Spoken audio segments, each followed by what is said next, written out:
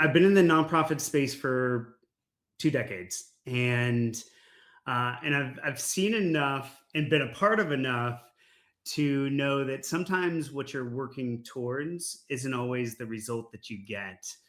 I remember being in Sao Paulo, Brazil. My friend Thomas was taking me around some of the Brazilian favelas, and he pointed out to a community and he said, "Hey, there on a monthly basis, there's smoke coming from the community." And I was like, "Why?" And he's like, "Well, they burn their clothes." And I was like, "Sorry, what did you just say?" He's like, "Yeah, they burn their clothes because they know the local churches in the area come and distribute clothes to the needy on a monthly basis." And I was like, "Oh, that's really interesting." So I still don't know why they're burning their clothes. He says, "Well, they distribute it based on need.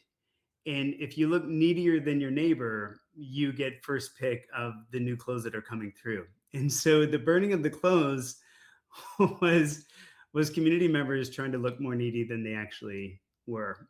and that maybe is a small vignette into saying, hey, even our good intentions can lead to negative consequences or behaviors on the other end that you're thinking, man, that was not the intention. The intention of these Wow. churches was to meet a need for those that lack clothes, and instead they created some perverse incentives for the community members to look more needy than their neighbors.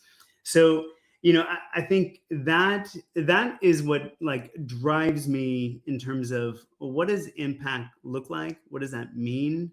Both in the organizations I've led, in the organizations I've been a part of, and obviously here at CAFO, to say, I guess ask the question of what are we really trying to change? How do we know things are changing? And what do we do when we find out? So what do we do with the data that comes on the other side to say this is what's happening and this is not what's happening?